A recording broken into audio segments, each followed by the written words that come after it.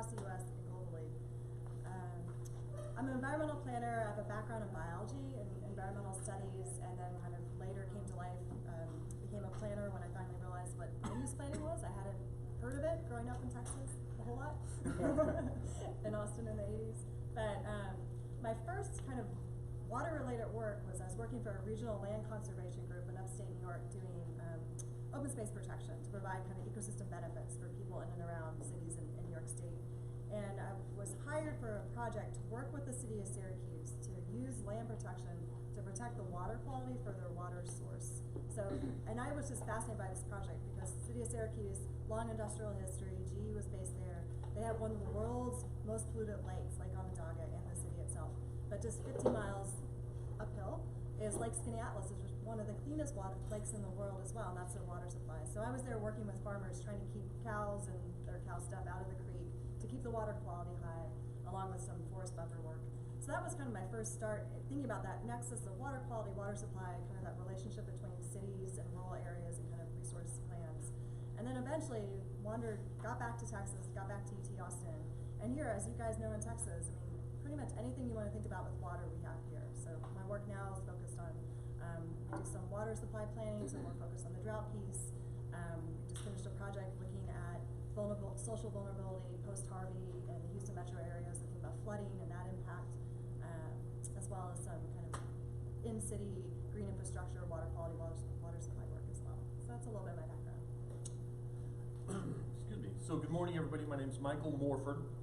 I am president of a company called Vertiprime Government Services. We are a government contracting company, and my meandering path to where I am today has always crisscrossed through water. We grew up on a small cattle farming operation in Oklahoma in about as arid of an area you can get before you need to. Through the 90s, you didn't think about water. And then suddenly everything changes in about 2002, 2003 with the first slick water, long lateral hydraulic frac up in Fort Worth. And my focus became all consuming on the subject of water use within the oil and gas industry until I left investment banking in 2012.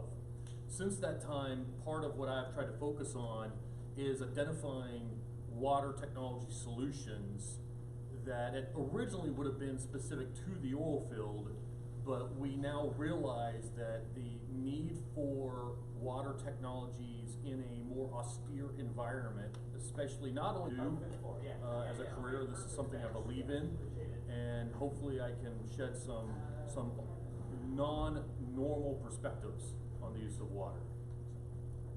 All right, Catherine, I was wondering if you could tell us a little more about the Planet Texas 2050 initiative. Sure. At UT. I'd be happy to. Are there other folks here from UT? Anyone? Yeah. Great. Good. So a few years ago, our President Bembas, kicked off, along with our Provost McGinnis, kicked off this big grand challenge initiative at UT Austin. And the idea is that we have this massive university with all these faculty and researchers doing all this wonderful work, but just the way that academia is structured, there are not a lot of incentives to work between disciplines. So the idea was to put some internal funding towards coming up with some interdisciplinary research programs that would tackle kind of grand challenges, like societal or environmental challenges that had a Texas connection but a global focus, so very much in line with what we're talking about today. And of the three, the first to launch, the one that I've been involved with, Planet Texas 2050, is focused on resilience in Texas. So we're defining that as a safe and healthy and equitable and economically and ecologically vibrant Texas by 2050. So thinking about those two big changes we can not only see coming down the road, but are already experiencing with climate change and continued population growth, and what those drivers or what those influences mean to four major resource areas in Texas, so water, energy, ecosystem services, so benefits from nature, and cities.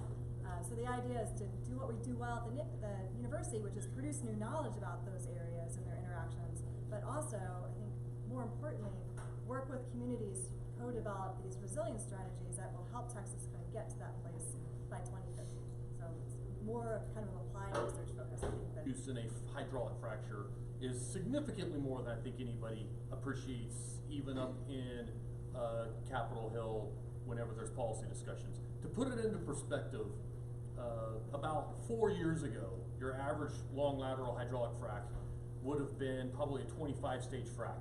Would have probably gone about 1.5 miles to 2 miles. And when I say stage, that's how many times they poke holes in the ground and shoot a bunch of water and sand into that frac.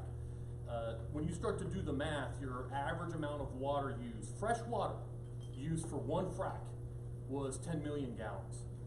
So that's, or 10 million gallons. That's a lot of water. So now we're getting into the longer lateral, you're using sometimes 25 to 30 million gallons of fresh water that you're literally shooting right back into a place in the Earth's core that you'll never see again. And if you start to do the math in terms of people, the average human uses, at least in the United States, about 100 gallons a day. So you could easily come up to an equation where a city of 100,000 people loses their entire water supply every day that there's a frac job going on. And that competition at the municipal level, when you get into more arid regions in Texas, starts to become incredibly vital. And that's still not being discussed enough. When you saw crude oil hitting 140 back in 2014, we talked about this a lot. It was on the surface of everybody's minds. Was there seismicity? You just don't see it in the public discussions right now for a lot of reasons, and it needs to still be. It's not like there is a slowdown or we've stopped drilling, especially in Texas. Texas has become even more, a larger proportion of the amount of oil produced domestically, and I think that there's a lack of appreciation for just how much fresh water is being completely taken away from a community. And unlike other industries where you may use it and it goes into some reuse, this is gone. This water will never be seen. So that's my first thought that comes to mind when you bring that up. If you're fracking in the Permian Basin, where is that water coming from? Now I'm very familiar in Oklahoma, the Oolaga system. I can't think off the top of my head what freshwater. It would still be part of the Avalala. Is it? Okay. Aquifer. At least if you're talking Lubbock and so that they still use a significant amount of it. They are trying to do reuse in gray water and brown water, but at the end of the day, gray water and brown water is a municipal term for water that is intended to be used again. And when they may clean it up enough to frack, but that water's still gone forever. It's still in the ground. And so even though you still get flowback, the flowback percentages are 25% of what you inject, and that water that's coming out is dirtier than anything that we ever produce or on the surface of the earth. So it's gone. And so it's been a few years since I've been out to Odessa. It was a big combative issue because what you have is each state does their own water rights differently, something Catherine probably can speak to much better than I. But in Texas, it's easy for someone with deeper pockets to get that water. And so we haven't seen it happen yet in the larger populations of West Texas, but we have seen it happen in smaller populations where they're out of water. They're out of the primary and secondary sources of water. You'll see it hit the national news for a day, and then it kind of disappears into the ether. But the answer is they're just taking as much freshwater sources as they can, and they are using recycled water wherever they can, but it's nowhere near the amount that they need to. Catherine, do you want to pick up from there? Sure. Listening to Michael speak, I was really, I teach, one of the classes I teach is a graduate seminar in water resources planning, and we talk a lot about, the water cycle for 5th grade. You guys remember like the rain and the evaporation in the ocean, but then we talk about putting that on top, you know that one, on top of a city and thinking about all the different flows. You were talking about some of the brown water, black water, gray water, and the potential for all those flows. But something we keep coming back to is when you use water, it's not gone, it just moves somewhere else. This is pretty profound, actually. Yeah. This is almost gone water, it is, right? It's gone. And it's not accessible on any time scale. No. Period. So that is significant. So I was thinking about that when Michael was speaking. Maybe another thing to think about is just the different types of water uses we have in Texas, right? So for industrial purposes, energy production, for water use in cities, for agriculture, something I think about a lot because I work mostly in kind of thinking about metropolitan growth in Texas, is that although Texas right now, the majority of water use, if you don't count the water that's taken for energy production and come back, goes to agriculture, right? So this is the case globally, this is the case in the US, it's for agricultural irrigation. And if you guys have poked around on the state water plan that the Texas Water Development Board puts out, every number of years. We're projected, it used to be 2060, now it's a little bit past then, for municipal use to actually be using more water than agriculture sometime this century, which is a big shift because there is just one set amount of water in the state, right? So thinking about potential conflict between kind of rural and urban areas in Texas, not just with the fracking issue and the water issue, which is huge, but also just thinking about kind of distribution of water use for agriculture uses and production in the state, as well as kind of our growing cities where, 90% of Texans now live in metropolitan areas, almost 90%. So we don't think of ourselves as an urban state, but we are kind of really an urban state at this point, and a lot of our water use is going that way. So yeah, getting back to the connections, ground and surface water, just like Michael said, I mean, we all know that they're connected hydrologically, but in Texas they're separated legally, which is a huge issue. Just simply because when we first made our laws, we didn't understand those connections, and now we do, but things are slow to change, especially when it's water and power and access, right? There's probably no logical point to add these thoughts, so I'm ruining your flow. Conversation. But you've touched on, at the end of the day, we've started to hear more and more of the term water energy nexus or water energy food nexus, and that's, in my mind, when Catherine speaks, that's what she's speaking, water energy food nexus. I have spent most of my academic studies on the specific water energy point because I'm not an agriculture guy, even though I grew up on a farm and I've embarrassed our family for not knowing anything about agriculture. But at the end of the day, I keep thinking about these things when it motivates me on what to do next, because there's the silver lining of bottled water, which is arguably not a good thing because it's the pollution and things of that nature, is it is starting to condition Americans that water's not free. Because we're going to have to, from a perspective of policy, get people more and more conditioned to that reality. Because there will become a point in time, and I don't know when, in which desalination may be one of our only options as a primary source for water, not just in certain parts of the world or certain parts of the country, but everywhere. And that's something that I think about along these conversations as well. Is the way municipalities charge us for water is way too low compared to what they probably should be charging. Good luck raising your water rates in this environment. People aren't quite there yet, but we're going to have to be. There won't be a choice.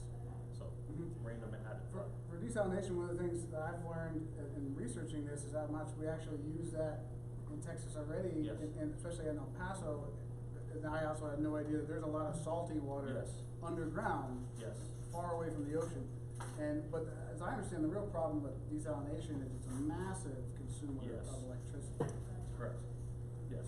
And just as you're saying that, since we've kind of figured out we have these pretty big reserves of brackish groundwater, there's less salt, so it's less energy to get it out. So it's a little bit of a window for innovation, but it's still a lot of energy. And then you also have the brine. And one final academic point on that, just since I rarely get a chance to say these things, so. The water that comes out of an oil and gas well that does come out from a frac job as the flowback, or even the water that's associated water when the oil comes out, that's water that's been sitting there with the oil for 300 million years. That water is on a parts per million salination level, 100,000. So ocean water is like 4,000, and some of this brackish water you're talking about is like 15,000. And that is a very challenging thing, the amount of energy to extract 4 to 15 parts per million. So imagine 100,000. You feasibly cannot do it. The water's dead. So I just want to make that point of, we can't use that water once it's lost, so we're going to have to eventually start using these briny brackish sources, which are much more ubiquitous than we realized a few years ago. So you had a question. You said something eye-opening there that I've never really fully appreciated, and I was wondering if you can go back and cycle through it again. And that is the quantity of water consumed for producing frac gas. Can you put it in terms of like million BTU or terms that I could go back and say, just how much water have we sunk as a country or lost? Oh, per BTU generated? It's easy for me to go and figure out how much gas has been generated by fracking. Yeah. But the way you framed it, I can't take that data and say, well, how much water have we lost collectively? In a cost-benefit analysis. Not even a cost, just resource availability, because it seems like you know, if we understood just how much water we've given up for this energy source. Yeah. We I don't, need to have a better counterweight. although I don't know the answer, I can think through the academic study of how we would get that, but what that would require is a lot of cooperation from the oil and gas operators. Because their data that they have for the amount of water they use is not something that they'll provide, and for whatever reason, they believe that's a trade secret, although I can. But you said something earlier that, how did you start out, you said. With the you know, number of fracks and stages and the lengths of the ladder on the water per Yeah, and stage. you then said, you know, every day we're using so Yeah. much water. Yeah. How much was that again? So an average person in the United States uses, I think it's like 101.4 gallons per day. An average family of 3 uses like 24,000 gallons a month. It So, wasn't that, it was when you said it was 1 million gallons for. but so an average frac job today is probably in the range of 16 to 20 million gallons of water. a Per, day. for how Per long? frac job. So a frac job will last 2 days, probably. Imagine like 30 different vehicles all backing up onto one wellbore, and sand, chemicals, and water being pumped at pressures that literally would shatter this building are shoved down that wellbore so that they can fracture the shale formation, which is every bit as dense as this wood. So over the course of 2 days, you're jamming 10 to 20 million gallons of water down that wellbore. And so that's where you have run into situations in which small towns that already were maybe in a drought environment near a production area have run into direct competition in which the water source was completely drained dry because of a frac job coming through. But that's a one-time water use, that, like 2 days. Correct. Yeah. However, the way that the oil and gas industry works is you're going to drill all your well bores, get them to your pre-frac stage, that's the drilling aspect, then you go to quote completion, and then the production is when the oil flows. Yeah. That completion phase, since it's all about a factory environment and efficiencies, you're gonna have 15 frac jobs in a row. So a frac crew will run in, and 2 days are on this well, 2 days, 2 days, 2 days, so that you could go into an area in which one oil and gas company has got 2 months worth of frac jobs. But you could say it's 10 million, 10 to Yeah. 20 million Oh, per well. easily. Per well. Easily, yeah. Is that water that should be flowing down the Colorado into Lake Travis? Yes. Or is that water that should be staying in the aquifer? Both, they'll take from both. In Oklahoma, I forget the state laws, being an Okie, don't boo, I know more about the state laws there than here, but, it's just a simple $25 permit. There's supposed, volumes that you're supposed to be allowed to take with that permit. It's almost impossible to monitor, and they'll just poke into, any source of water that they can to extract the fresh water. Yeah, kind of relates to the rule of capture. I know this applies here in Texas, and you're the expert, maybe go into that, and how does our state government as well as our neighbors regulate that or not? For groundwater use? Groundwater Yeah. use and surface water, and Right. a short primer on the two for help. Sure, yeah, and forgive me if y'all are already familiar with it, but here in Texas, we're such a diverse state geographically and historically and culturally that we just kind of have these layers of different cultural rules and regulations, kind of histories of the way we regulate water. So there's a little bit that's riparian right. So if you happen to be on a river or surface water, you do have the right to take a certain amount out and use it for like livestock uses, a little bit of irrigation. But mostly then we're thinking more, in addition to that, groundwater is rule of capture. So basically if you own the property, you don't own the water underneath, but you have the right to bring up the water and then use it, the groundwater. And that's pretty much an unlimited right. In theory, you can't really use it in a wasteful way, but it's not really possible to enforce that. So the example I always tell my class is in the 90s there was a catfish farm outside of San Antonio. You guys might know this story, right? Yeah. So this catfish farm owned this piece of property and had their farm tanks, or catfish farm tanks on it, and were pulling up water from the Edwards Aquifer for the fish. And they were using as much water every day for their catfish farms. The entire city of San Antonio was using groundwater. And they were draining the city of San Antonio's access to this groundwater, and there was nothing San Antonio could do except eventually buy out the catfish farm, right? Because it's over, the control goes through ownership. So that is, but you can see how it made sense. If you didn't understand that groundwater is connected to surface water, it's like, oh, it kind of is just a layer of your property Yes. underneath. We know more now, so that's kind of, and we all have more resource scarcity and more resource competition, so that's the right on that. And then with surface water, in Texas, it's kind of first in right, first in time. First in right, first in time, yeah. So if you were here first and you had the legal right to use surface water and allocate it to you first, and the permits go through TCEQ or Environmental Commission, you have that right to that water. And if there's a water crisis, during the drought, right, for instance, Dow Chemical, they have the oldest water right on the Brazos. So even though there are municipalities up the Brazos that needed water further every day for tap water, for drinking water, for hygiene, for kind of public health and safety and welfare, in theory, Dow Chemical had the right to kind of pull their priority call and say, it's our water, we have the right to it, we were here first, we have that oldest water right in Texas, which eventually they did, and it's kind of a long, complicated story.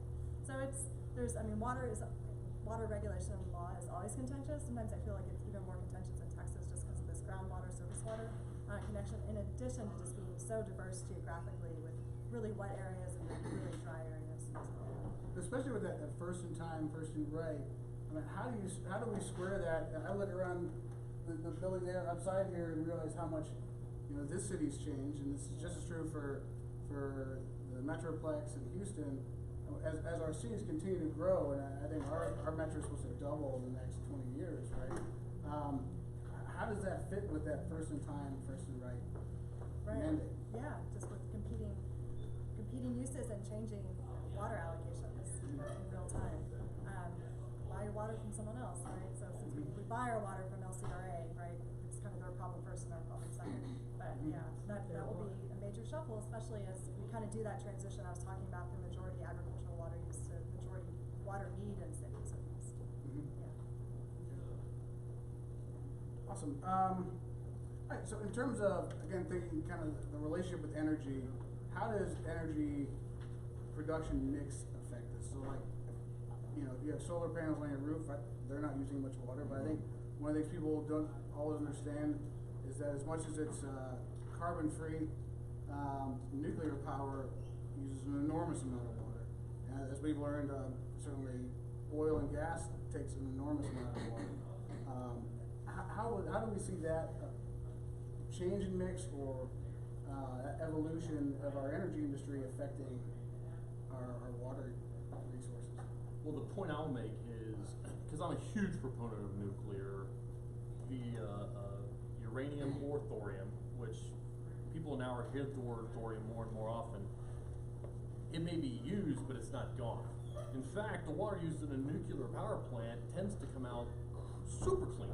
Like, I don't know if you've ever seen completely pure, in a nuclear submarine, if you turn on the tap, you can hear the water, you can't see it. It's just H2O, nothing else in it. So that's what you get in a nuclear plant. So you almost have to add stuff back in to make it to where we can drink it. Because if you drink the water just pure H2O with nothing else in it, it'll run right through you. Like you're going to be going to the bathroom for a while. So I have no problem with that perspective because it stays in our ecosystem. It may be dissipated up into the clouds, but yeah, it's going to come back down in rainfall. So I don't have an opinion beyond that, other than we have to continue to progress towards an energy portfolio that is less and less dependent upon traditional hydrocarbon-based extraction. Beyond that, I am not informed enough to speak. Yeah, and this is not my wheelhouse either. I will say, as part of Plan Texas 2050, one of the things we're really interested in looking at is that relationship between energy production in Texas and water use, and just thinking about kind of changing growth scenarios over time and different energy mixes for municipal use in other places, what that means for both water need and also energy production. I will say though, just putting my city hat back on as a city planner, that another kind of example of hidden water, just the way that the fracking water is now kind of out of production. I didn't know that. That's fascinating to think about. The energy that you use in your house to heat your water,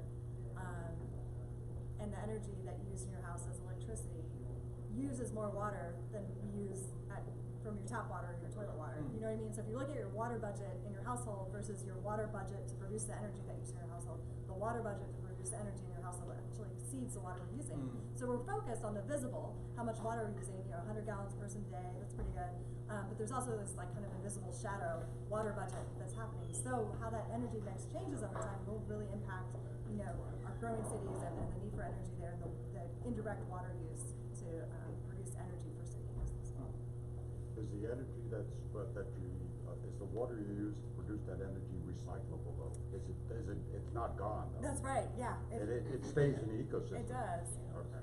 Absolutely, and it's actually really, it's interesting when you like pick apart the numbers on it, right? Because sometimes when people look at water budgets, they count just the water that's lost in evaporation and like electricity production, but sometimes they count all the water that's taken out of the stream and used, and then even though most of it's going back, right? So there's two different ways of accounting, so it's confusing. I think if you count it that second way, then it is the biggest water use because you need it, but most of it's going back and is available for use. Yeah. But what's that? It's going into the atmosphere. The evaporated stuff is going back. Right, so that's a greenhouse gas. Yeah. Increases climate change, right? But most of the water being used to cool and for the turbines and then cool, it goes back into the river. What's that? It's lost. It goes in the atmosphere. Water vapor is a Cooling lake that's by the power plant in LaGrange, Texas, is huge, right? Right. And the top surface is evaporating that water as fast as it can to cool the power plant. Yes. It's burning coal. And it's not gone to the earth forever, but I think most of us Texans, especially those of us with yards and gardens, will agree that we don't need to spend more rainwater to Louisiana. Right. And so, what can we be doing as we plan our cities to reuse our water and make sure that we're kind of getting 2, 3, 4, 5 uses out of it? Are there things that cities can be doing, and there's things that people can be doing? I'm the worst person asking this question because I have a draconian attitude that myself included won't change our behaviors until they're changed before us. So until climate change almost makes me change my water behavior, I doubt I will be proactive other than the occasional turning off the water when I'm brushing my teeth. Unfortunately, I feel like that's where the importance of a good policy and governance comes into play. I think that's one of the values of a good governing body is helping people inch them along down the path of what you're suggesting. Yeah, kind of making water more expensive so people treasure it more. Yeah. You touched on climate change. We haven't really introduced that in the conversation yet. Catherine, for Planet Texas 2050, like how do you guys factor in climate change? And is there a range that we should be thinking about, like, depending on degrees Celsius change in the global atmosphere? So we're year 2. This is kind of a 10-year research project, and we're in year 2. And we're also fortunate enough to receive 5 new faculty lines to hire for this research program. So 2 of the 5 are going to be modelers, so to help us develop the kind of downscale to the state climate models that we need to kind of figure out just that, right? So kind of business as usual, not much is changing kind of growth model. Let's address this to some degree, and then let's do everything we can. So we don't have those numbers yet. I'm sorry to say. So, but I mean, I think we can already see in real time, those of us who lived in Texas, even for a short while time, some of the impacts of climate change here. And if you've had a chance to look at Dr. Catherine Hayhoe from Texas Tech University did the downscale climate models for the city of Austin. So when they just finished their 100-year climate or water plan, Water Forward, and the Water Development Board doesn't include climate projections in their water planning for the city scale effort. They wanted to do this, and it's pretty eye-opening. I mean, I feel like so Austin. We're projected to both have longer droughts and more severe droughts, and heavier rainfall and flooding events. So it's kind of like feast and famine just accelerated, right? And then being that we're so geographically diverse across the state, it really just depends. Arid places mostly will get more arid, but Houston probably will get more rain. So it's, but I think we're already seeing that. And a good example, I would say, is the boil water notice from last year. Those of you who live in Austin, if you remember, about a year ago, we couldn't use our tap water. And I think the kind of the interactions behind this were unexpected, probably even to the water planners, in the sense that the Hill Country had this rain event of record, so probably amplified by climate change. So we always have these flashy rain events, you guys know, but a lot of rain coming down a short amount of time. And just because of land use choices over time, rainfall came down, picked up a lot of sedimentation, dumped it into the river. By the time the water got to Austin, it looked like chocolate milk. I mean, there was so much sediment in it, right? So we still had a water supply, and it was raining, so you wouldn't think we'd have a water supply issue or a water security issue, but we ended up with this water security issue because we couldn't filter out the sediment quick enough to keep enough water supply for all the uses, including essential uses like firefighting, right, in the city. And I just don't think anyone saw those connections. So this is why we're focused on that modeling as one of our big outputs, because it is, you can't predict everything, but being able to understand those connections between these complicated systems and thinking about what do these small changes in temperature mean in real time for access to water, access to other resources, or economy.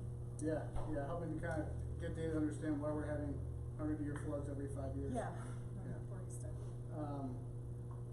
Now, Mike, let's take this back to the dust of Iraq for a second, where you and I both served. How did that experience teach you? What did it teach you about the importance of water? Twofold. One actually came post Iraq when I was doing some water work in Oklahoma, and there's I can't believe I'm going blank on the gentleman's name. He's a professor at Oklahoma State who was the first person to point out that if you take a timeline of the unrest in Syria and the rise of ISIS, it's like a direct back to water issues. And then you start to do that with other conflicts. And we're not the first to do this. There's entire websites that are dedicated to trying to map conflicts that are generated from water issues. But when you start to see it in real time where you're trying to be involved in a military operation, it hits home. So that really has stuck with me. And we witnessed it firsthand because I was logistics. You can tell I have very soft hands. I don't believe in working much. And so I was in the back. I worked at a desk. I was helping manage the logistics flow of all of our assets, our beans, bullets, and troops up into the theater, which meant I stayed safely back in an air-conditioned room, but that also meant I had to manage the allocation of resources, and quickly, incredibly quickly, the transportation of bottled water started to consume our assets. And I don't know what they've done lately because I'm not important to be told these things anymore, but my guess is it continues to be a problem. And when you start to extrapolate that microcosm of an experience that I lived through towards any arid environment like you get in the Middle East, you can start to realize just how quick you go from I'm thirsty to I'm going to kill you. And that's kind of what really hit home from my experience. Now, there's this famous quote I mentioned last week. Those of you who were here, that Mark Twain quoted: "Whiskey is for drinking, and water is for fighting over." Yep. And as you know, in Syria, the war was preceded by the drought. The French Revolution was preceded by a drought, and there's a variety of potential places where water is a real likely source of conflict. Last week we talked about, one of our panelists talked about seeing that in Kenya as Nairobi gobbles up more and more water resources and leaving less and less for the tribes people outside the city and exacerbating that urban-rural divide. But, water disputes and boundary disputes around water are not new. No. Right? These are manageable, and aside from the violence, how else does that kind of exacerbate diplomatic tensions, international tensions, or interstate tensions? Is that something you've seen in your work, Catherine? Yeah, I mean, I think we're all, the Syria example is so powerful. Maybe just to expand on that a little bit, just thinking about the role of water use in agriculture, and projections is that our limitation on food production in the future isn't necessarily land or access to land or labor or fertilizer, it's access to water, right? And that's pretty intense. So thinking about the impact on conflict, but also an impact on migration, right? This is something we've been watching in Europe, watching here in the U.S., and seeing, it's not war, but it's difficult choices. It's, people who are experiencing food insecurity and making decisions for their family. So there's empathy on that piece, but also it's just hard, especially in a place like Texas, where we are growing so fast and our infrastructure and services haven't kept up with that growth, and we're already kind of have our hands full from a planning perspective, thinking about different shifts in migration, with different connections that we have to other places in the world, I think is something that's keeping my eyes open to looking into the future. So there's that piece, and I guess the other thing too is just if you think about watersheds and hydrology. John Wesley Powell was the kind of explorer, right, a general who went out and explored the American West, and he wrapped it, the Grand Canyon, the Colorado and the Grand Canyon. He had one arm and did it, got through. And as he surveyed the western U.S., he said this area is always going to be dry. The conflict here is always going to be over water. It's not going to be over land. It's not going to be over these other resources. It's going to be over water. So when we set up our states, set them up with watershed boundaries, right? So you don't have that transboundary relationship where different states are fighting over the same water source, which we didn't do. You guys know what the western U.S. looks like. But it's a good idea. But if you think about a map of the globe, lots of places do have transboundary water issues where rivers are shared between two nations, right? Surface water, groundwater. And this is historically has always been a conflict, but increasingly because of water security, because of climate change, because of drought, because of glaciers melting, all these different pieces of that hydrologic cycle that are impacting water availability, and that will be a place of increased conflict as well. In Texas, we're lucky that we just have kind of the Rio Grande, the kind of reoccurring Rio Grande conflict, I guess, with Mexico. But in other places, it's definitely something else that's on the horizon. Again, meandering thought time. First thing I'll point out is we often forget that just in the last 5 years, there was a court case at the Supreme Court between Texas, Oklahoma, and a tribe. And the tribe won. So I don't have an opinion on what that means, but that definitely shows that they had the water rights. And when this starts to become push and shove, if we don't start thinking at a national level about the policy implications of who has the rights to the water, the person who owns that water rights is always going to win, unless you figure out a policy change in advance of those conflicts happening. At the international level, I think it's fair to say, to assume this current administration probably doesn't even consider this topic. So we'll scale back to an average administration. I would assume probably doesn't either. I think that it's on the minds of, say, a CENTCOM commander, PACOM, STRATCOM. I think your combatant commanders have to think about this because they live there. I think your State Department thinks about it, but I don't think that it's been given proper education to policymakers and elected leaders at the executive branch level, and it should. It was at the State Department level about 6-7 years ago. I had a colleague who was at the State Department as a IEEE fellow, and one of the strategic issues was water usage. I believe. And what the priority is to understand the water usage. And to It that, was at the State Department. yeah, and so that doesn't surprise me. I do believe State Department, they have people, that's their job. It's a shame that the State Department has become under fire because I think so highly of the State Department. Anyhow, what I do believe, and this came up in the documentary, why am I going? Age of Consequences. The Age of Consequences. If you haven't seen this documentary, it's a shameless plug. It's unbelievable. 90 minutes. Our former executive director at Truman was a very commonly featured individual, but the whole topic is, the age of climate change and its impact on national security. One of the things that they discussed in there that is definitely going to start to create implications on our national security posture is things such as over in Nepal, India, that region where everyone's dependent upon runoff, and suddenly from the Himalayas, that's going to go away. And when that goes away, and at the same time you're getting flooded from ocean water, and you have a significant density of our Earth's population there, I worry about the consequences of what that could lead to. Yeah, we talked a little bit about that last week, about the potential for mass migration from Bangladesh into India, which has fenced itself off on all three sides, or Burma, which it doesn't exactly get along well with the Rohingya, who are also former Bangladeshis and migrated. So all these things do certainly connect. As we understand those connections, though, how do we start to address this problem? Is this something that needs to be legislated out of?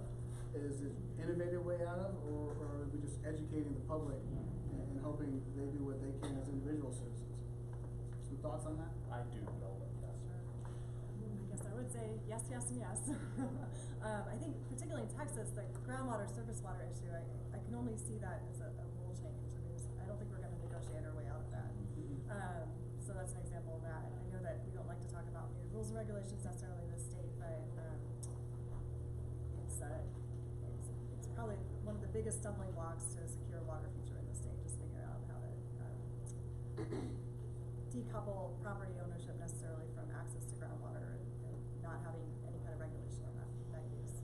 But as far as the innovate and educate, there's lots of room for that too. That one's a sticky problem, but I think with the innovation, thinking about water use in cities particularly, there are lots of amazing tools and strategies that are being adopted in Texas, across the world. Texas is a leader. You guys know some of these things, so like things like direct potable reuse in big springs, so taking wastewater and cleaning it up to the degree where you can just directly drink it again, which sounds icky, but when you're in a drought, people are willing to do it. There's kind of if you think about kind of the ick factor and water scarcity, there's kind of a point where it crosses, people do it. So Texas leads on that. San Antonio, you guys probably know these stories, but San Antonio is that huge innovator of kind of future water security, thinking about expanding that portfolio so they're not just dependent on this Edwards Aquifer, which is pretty highly regulated, but thinking about different water sources and different ways to store water. So we're talking about evaporation from reservoirs. Austin, the amount of water that Austin uses every year is the same amount of water we lose to evaporation on Lake Travis, right? So what if you can store the water underground? So this is part of what San Antonio is doing, is taking extra water when they have wet years from the Edwards and storing it in the Carrizo Aquifer and then pulling it out later. So just being more creative about storage options, and then being more creative about reuse in a city, right? Black water, gray water, water conservation is always kind of the first, easiest, quickest place to go. Texas has done a lot. There's a lot to learn from places like Australia, who kind of experienced their drought cycles a decade or so before Texas did, and have been adopting some of these things more aggressively, perhaps. And then the education piece, I think there's always a role for more information sharing. I know people don't like to be told what to do, and often don't change behavior until there's a crisis. And I think on our shoulders, as those of us in academic institutions, part of it's on us. Academic articles are not a particularly effective way to communicate information to the public. So we all kind of have understanding what's happening, but it's not getting across. So that's part of what we're trying to do at Planet Texas 2050, is kind of loosen up and make better connections with communication in a way that's also respectful of kind of local lived knowledge of Texans here in the state who have experienced some of these events, have thoughts about water security, thoughts about resilient strategies that would work, that are realistic, that would work in their communities. So that's one of the things we're working on, trying to develop those relationships so it's like the bi-directional information flow. Here's information from the university about these issues, but at the same time we're looping back in what you guys know on the ground about how this is actually working at the state level. The Texans love to talk about the weather. That's right. It unifies us. Yes, it certainly does. My thoughts are, obviously policy.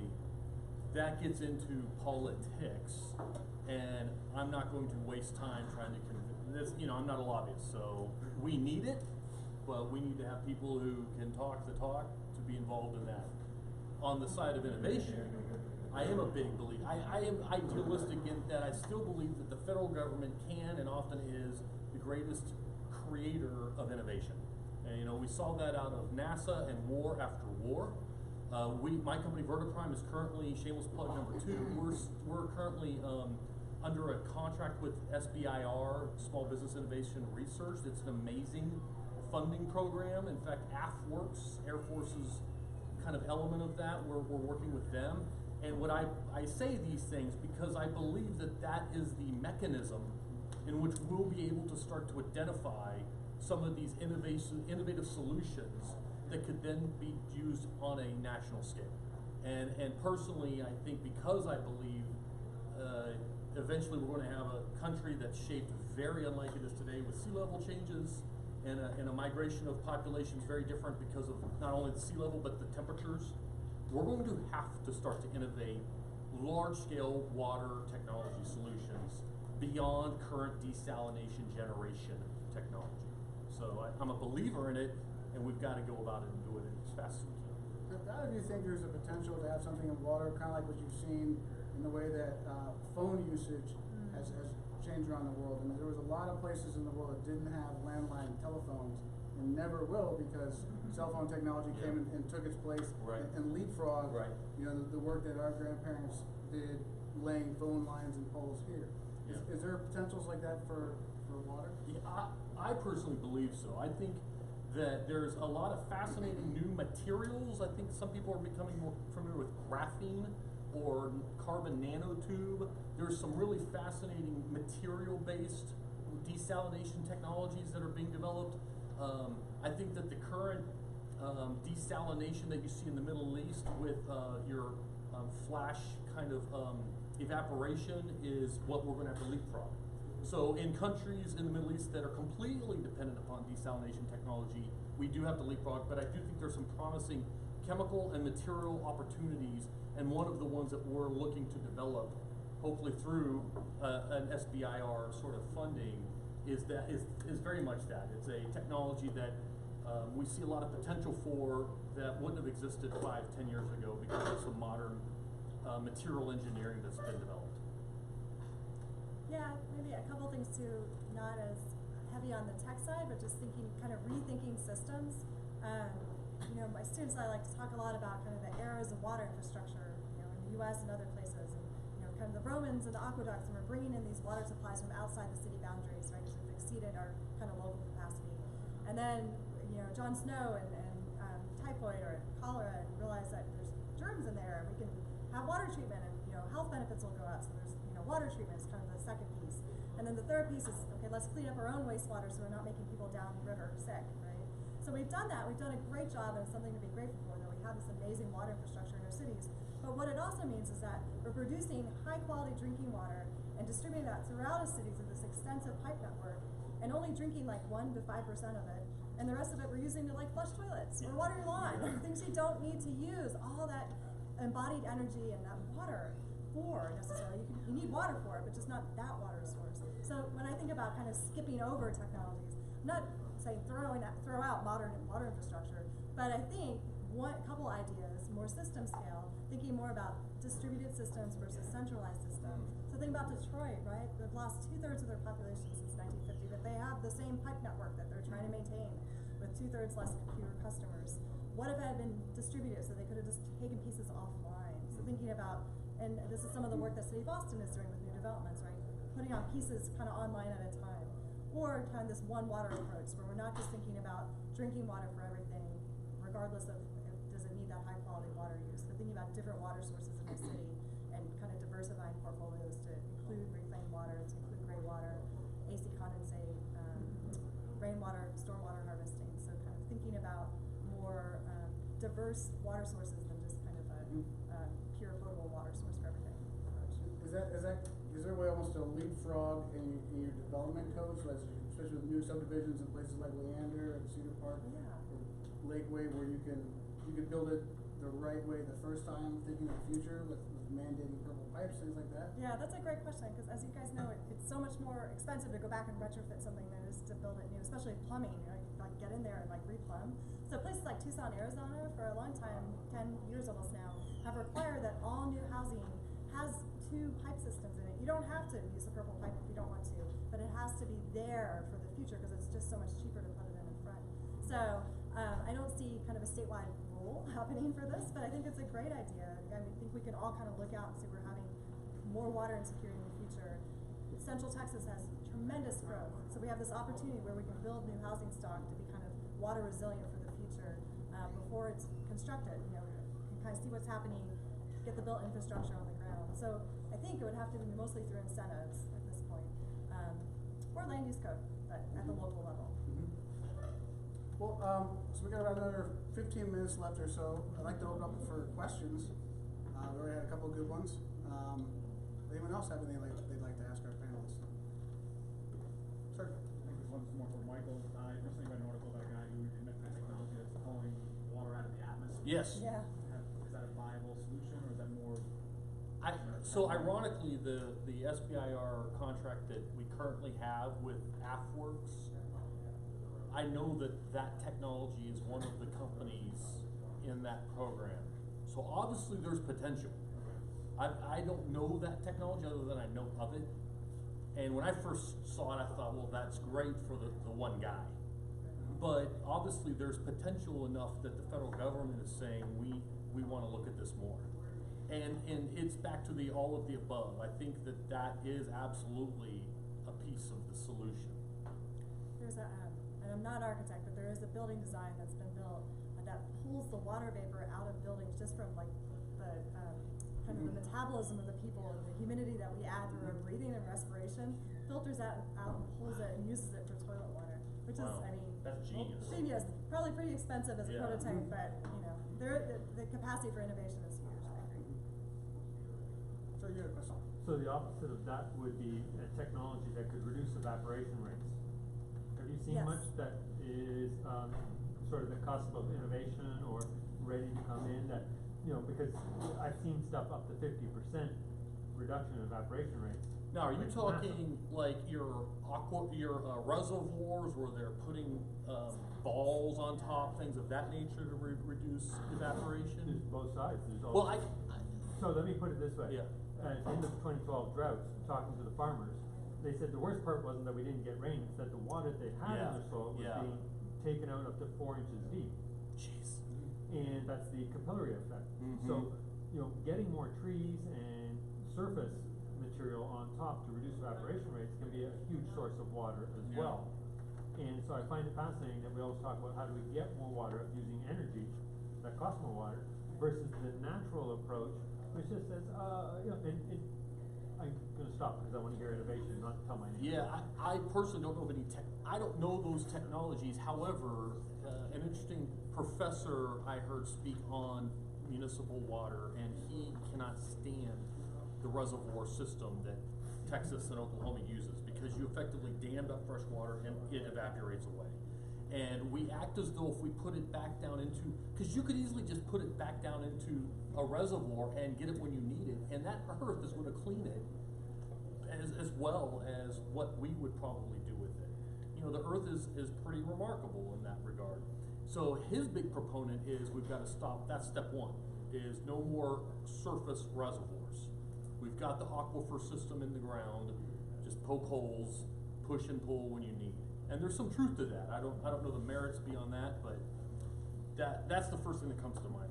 Yeah, any more thoughts on aquifer recharge? We've kind of touched on it. Well, yeah, just that, and of course it doesn't work everywhere because Yeah. it just depends on how your aquifer is structured, but it does work in a lot of places, and another place they're using for different climate impacts, right? So thinking about groundwater uptake and then having subsidence or having saltwater intrusion coming from the coast and using that same system to kind of push the salt water back out, sort of kind of shifts with climate. And what I was just going to quickly add too, in addition to that, it's a great point that climate change isn't just less rain, it also is more evaporation. And that really counts in Texas, right? From the city scale, I think there's been innovation just with green infrastructure, kind of networks of trees and green spaces to keep cities cooler, to at least keep more water available in soil for kind of the climate that we want to kind of enhance in a city. So that would be that piece. It's not, I wouldn't say it's kind of using old-fashioned systems. It's using, like you're saying, soil and plants, kind of that metabolism to impact the kind of local climate and evaporation rates in the city. But it's kind of innovation on mulch, basically, just at the city scale. Yeah, what do you see is the impediment to harvesting water from the Mississippi River and the Columbia River to go across the continent to supply water inland? I have thoughts, but I'll defer to Catherine.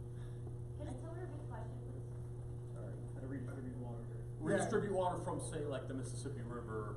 Right, why not just divert part of the Mississippi into Texas, which was part of the state's water Or the plan Amazon River. in 1968. Yeah. Yeah. Generally, just people don't like it when you move their water. I think that's a big piece. But Like they're not local. losing, they have 511 million They acre do. feet in But even like- Mississippi and just as much in Columbia. Even like the Great The Lakes. Amazon dwarfs both of them. Exactly. But even the communities in the Great Lakes don't necessarily want to do that. And I think But the they're Great thinking about Lakes their don't have a climate source. future. They're a big tank, right? Right. No, it's a ton of water. But they're thinking about their It's- climate future and when they might need more water The themselves. water is a flow, water's not static, right? So the Great Lakes isn't really a water source because it stays pretty much the same level. The source is when it rains and it flows down the river, and before we dump it in the Gulf of Mexico to make it salty, we grab it. Mhm. Use Right. it. That's better than reuse, let's use it once. I think the other issue, I mean, that's basically how we piped much of the American West. And if you look at, kind of run the numbers on the expense of moving water that distance, I don't know how the Well, current we're desal trying to break numbers, that but it's paradigm. comparable to It is desal. expensive, It's yeah. super, and you know, Moving there's water, elevation. moving Yeah. elevation, good point. Moving Yeah. water is about the most expensive thing you can do, period.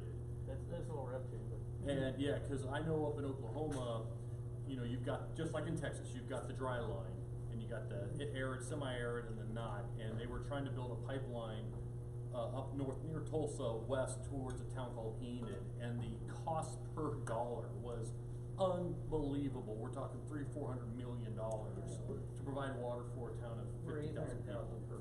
Yeah, I think that's what broke the 1968 water plan, that was gonna basically take a huge chunk of the Mississippi, or at least the Red River, and bring it up to like Lubbock, and then back down again. It was the cost even in 1968 pre-EPA, dollars. Yeah, elevation, I'm glad you said that. Gravity is not our friend, and elevation, because you're going against gravity when you wanna do But that. it's friction in the pipe that's the problem. Yeah. And then the pumps. Yeah. The pumps are actually the real problem. Joseph? Oh, go ahead. Okay, go So, ahead. this is a question for Catherine about, just like sort of like the urban landscaping that cities do, like on the personal level. Have they been trying to do anything with, like xeriscaping or like landscape adaptation to like help reduce water, or is that like actually a viable plan, or is that not really working? Yeah, I mean, I think the statistic, although we're actually crunching numbers right now, so I'll tell you in a year if this is appropriate, if this is right on. But in Texas, most places use about half their water budget in the summer goes to outdoor irrigation use for a lawn. So it's potentially huge savings, right? And there has been a lot of innovation with it. I mean, it's different culturally. I mean, I think you see like a lot of more xeriscaping in Austin, maybe Dallas, right? So it just depends where you are.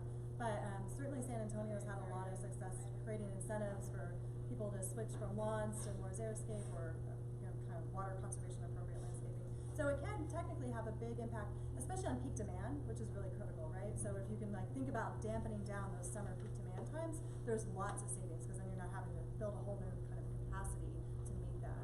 So water is like electricity in that perspective, Yeah. the transmission piece of it. In the sense, yeah, that you need both the capacity to treat the wastewater that's coming back in and also the water, basically kind of what we had, when things got bunked up here in Austin. This is a stale data point from 3 or 4 years ago, but I heard a presentation from the Nevada Water Resources Board, for lack of a better, I don't know the right term. The statistic, and I may be a little off, is that, Las Vegas is Nevada, when you think of population, economic development, yet they only use 2% of the state's water. Which is astounding when you start to think about it, but it's because of what you just said. Decades ago, they were doing these sorts of city and state level policy changes towards exactly that. So there clearly is some benefit. It's just out of my hands. I guess I will say, I know these discussions, I tend to go doom and gloom with them a little bit because there's just, there are a lot of problems and we need to address them urgently.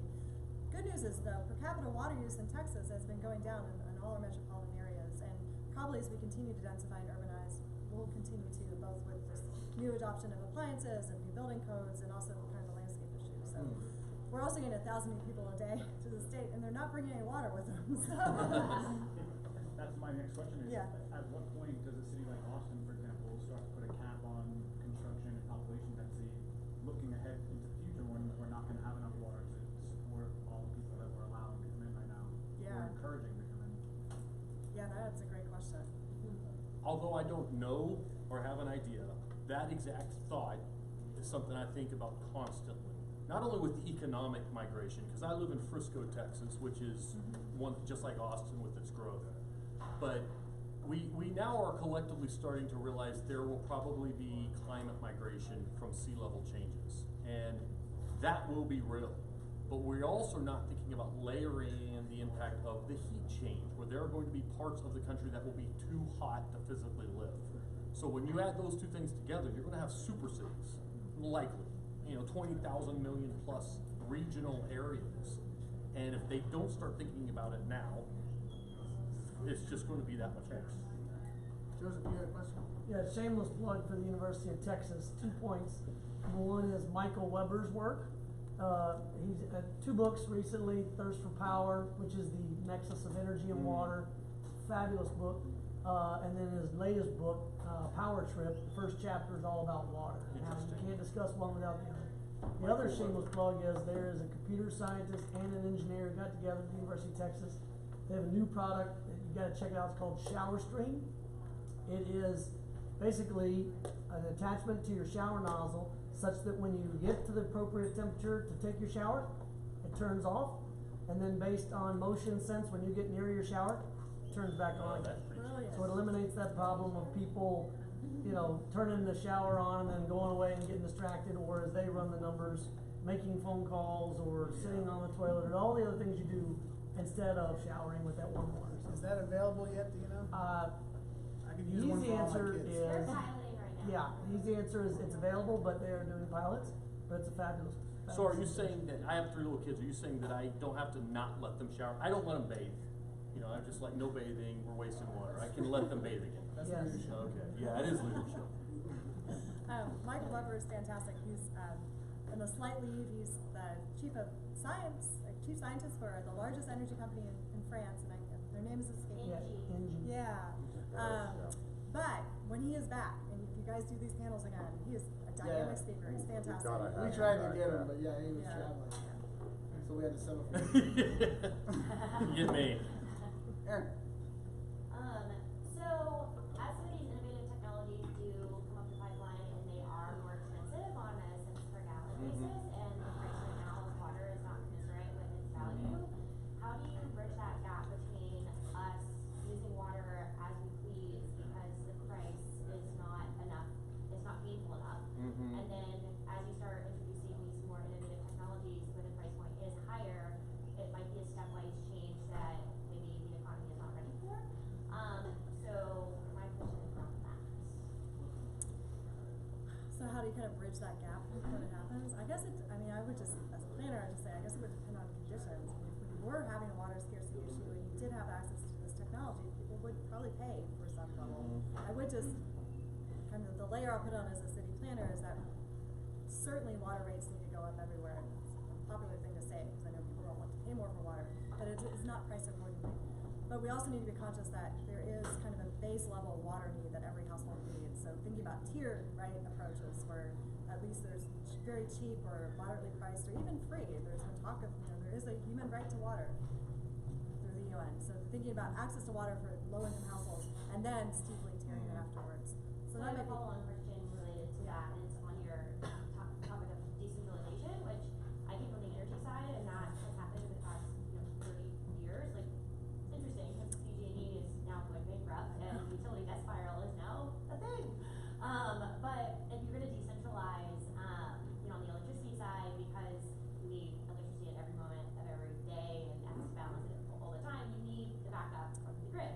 If you're going to decentralize on the water side, my question is, like, the fledgling infrastructure, is that the same in terms of the need to have, like, backup water and then to have backup power, because water is a human right in a lot of ways.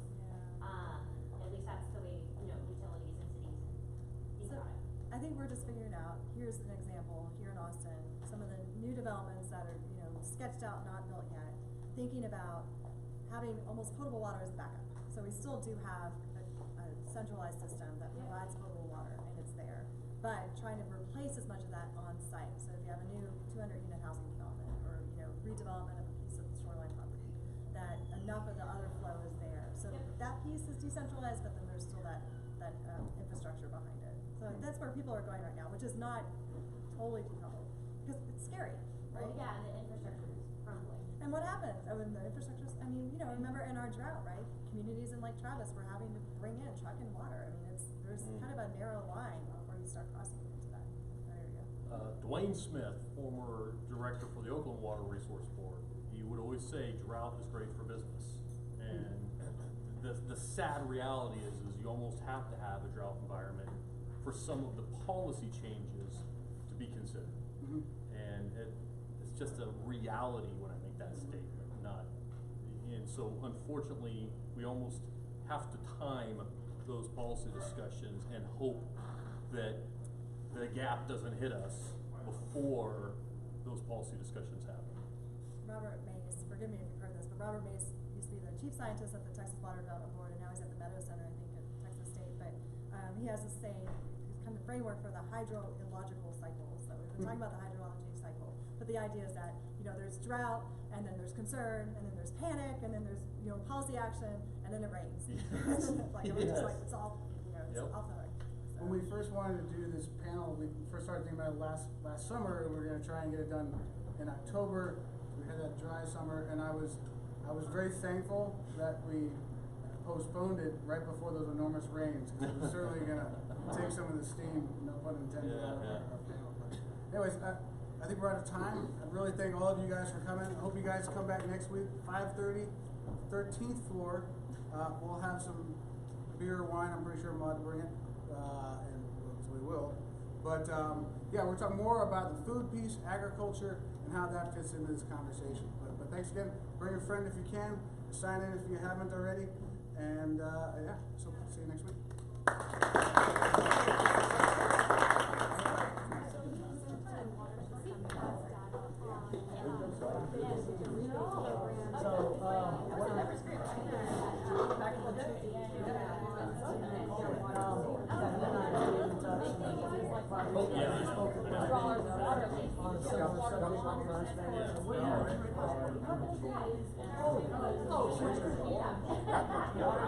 Totally out of context. You can frag the water, but they just don't have to. So they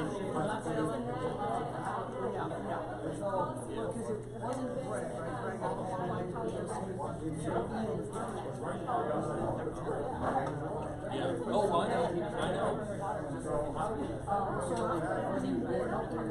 That question, I have no idea. Like,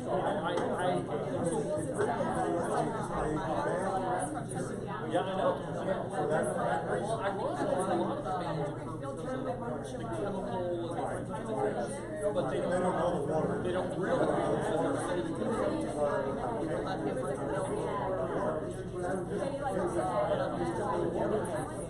I don't have a lot of microphones, so you always have to find